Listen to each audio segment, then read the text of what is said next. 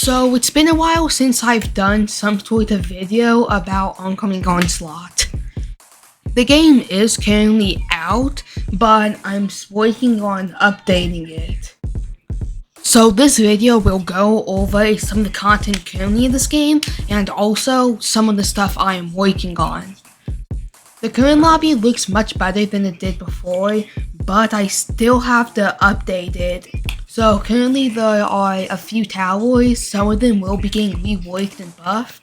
You can also spend coins, and some towers have a level requirement, like Soul Stealer. You have to defeat the cultists to unlock it. In this area, there are the elevators, and there are some dialogue, but I'm probably gonna have to fix it, change it, make it look better, and that kind of stuff. In this area, it's the void. So it has some lore stuff in it, but you can just walk around and possibly collect stuff. And in the terminal over here, you can put in codes, and I may make it where you can get items in the future, but for now it doesn't really do much. Going into an elevator, there's a countdown, and then it just goes down. I'm gonna have to fix the camera or something because it's not supposed to do that. But there are 3 maps and 2 modes. When the update comes out, there should be 6 maps in 4 modes. But yeah, you can select it, but the thing is, after you select easy mode, you can't click back on medium, which I'm gonna have to fix. Once you start off, you get about $600, and look at the prices on the units. The minigunner is really cheap. I decided to not give myself cash and try to play normally. Now, this is easy mode, but I had to kind of nerf it because it wasn't really that easy. These zombies have 5 health and move at 5.5 speed, which is pretty fast because the map isn't really long. I mean, this tower has 10 range, so in a straight line, it could walk past this tower in 2 seconds. Skipping a few waves, we can see that these runners move at almost 10 speed, but they only have 4 health. But 10 speed is super fast, so it's difficult for towers to catch up with it. And this minigunner has super short range, so we can see later that I decided to buff it. I decided to skip the hefty because it was pretty weak, but this giant zombie moves at almost the same speed as a normal one, and it has almost 100 health. These stone enemies kind of have really low health and they move kind of fast, but the thing is, they stop and attack towers. The only issue is that they disappeared after attacking because I didn't know how to code properly, but I fixed this in the newer version and we'll check that out in a little bit. There's this summoner enemy that I didn't really make any changes with. I may possibly make changes to it in the future, but for now, there's nothing new. And this is the cultist enemy. It's a mini boss that appears on wave 40, but the thing is, for now it's just a huge damage sponge. I mean, every once in a while it will stun towers and regenerate itself, but that's not really much. I want to add a second attack to make this more unique, so if you have any ideas, please comment. This wave is actually a pretty difficult one. It just spawns in a lot of bosses. And I mean a lot. It makes good money because every boss gives you 1 point in the lobby, and you do get a good amount of cash, but you should probably use AoE or something. Next up, we have these lightning and boulder enemies. Now, they do look kinda meh, but in the update version, they didn't really get any new looks, but they do something unique. Now, the lightning enemy is just a medium speed boss, but it has super high health. In the new version, it does have a few balance changes and a new mechanic. The boulder though, after it takes enough damage, it freezes, but regenerates all its health, so it's just a block. The wave after is somewhat easy on this mode though, because it's just the enemies being spammed due to the now low speed of the lightning and overall not very being tanky at all. You can somewhat easily take out of them. The main issue is the prototype. It's another mini boss that spawns before the cult leader. But the thing is, this prototype is kind of weak. It has 10,000 HP, but it isn't bad because it can stun towers and it can also summon lightnings, and it usually gets most of its HP from the others blocking it. I did end up dying, but that was because I was mostly being careless. You do see that I get like about 300 cash, which isn't too bad. It's about a little less than half of what you'd get for winning. Now it's time to check up on how the update is doing so far though. Sorry that's kinda messed up, but it's running in studio. You can first notice that the minigun tower is actually very expensive, and you can also see the zombies are looking different and they move much slower. Now they do have a walk speed decrease, but they do have 1 extra health, which makes them a bigger threat. I also made zombies give HP based off of a different value rather than the max health. So these zombies give 1 cash, sometimes maybe 2. But overall you get more cash than before, so this should be easy. Now I've used this tower in earlier videos, but it started to get kind of overshadowed by other towers, so I added this new overclock ability that increases the damage for a little bit. So hopefully it shouldn't be that bad. And on the second level, it gets slightly more expensive than before, but the overclock ability makes it much better. This is the overclock ability being used, and it increased the damage by 2.5, so it should be able to take out smaller enemies more easily, and is also a decent option against bosses. And you can see those hefty enemies do have some decent health, but they can be easily shredded down. And so do these runners with 5 health but 5 walking speed.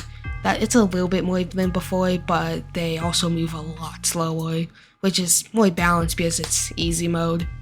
The next change is this boss, and it may seem like it has a lot of health, but because it moves slow and we get enough money to buy a destroyer unit 101, we can easily use the overclock ability and destroy it, because the second overclock ability gives 5 bonus damage, so it deals 15 damage instead of 10, which is much more powerful than before.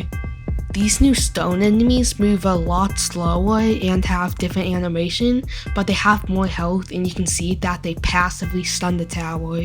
So we should probably get a second one to balance out the stun more, so one isn't just permanently stun locked. Or we can just get a minigunner. You can see that it costs a bit more, but it does have extra range. Minigunner does have a unique mechanic where it deals bonus damage against normal enemies and bosses, but not against main bosses. But in its last level, it still does good damage, so it can be used against main bosses.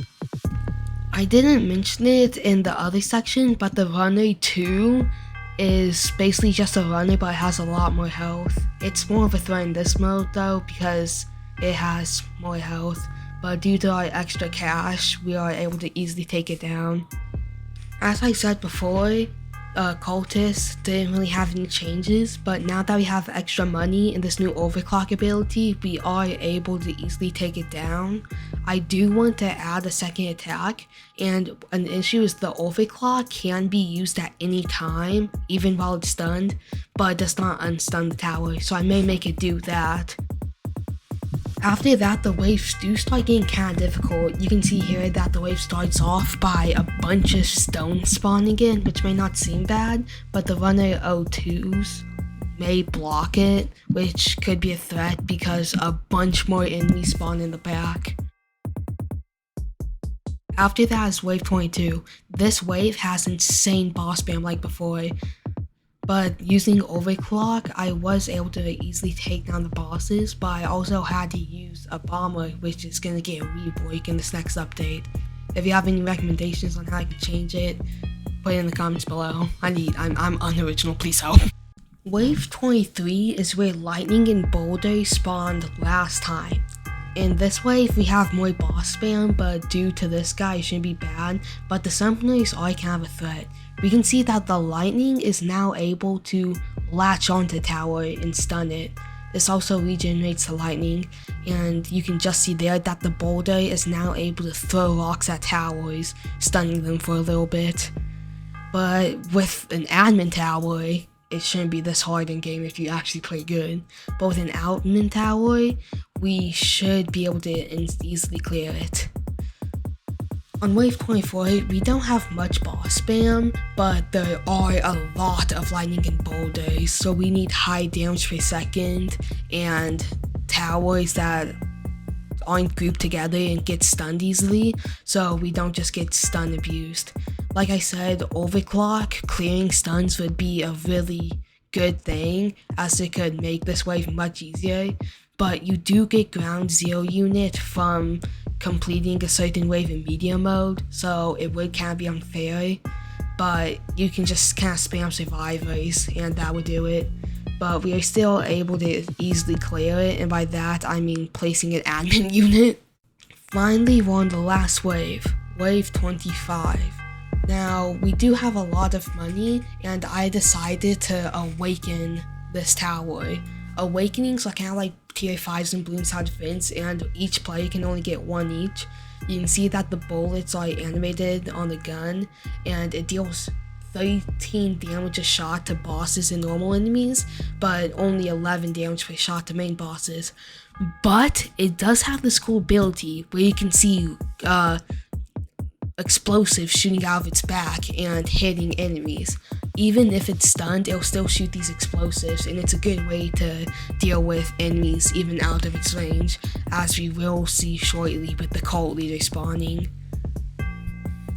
Overall, the cult leader isn't really a huge threat except for the stun abuse. If you stack the normal cultist stunning towers on top of lightnings and the cult leader itself, it can create pretty tricky situations, but thankfully the overclock ability and the passive on the minigunner awakening allowed us to take it down.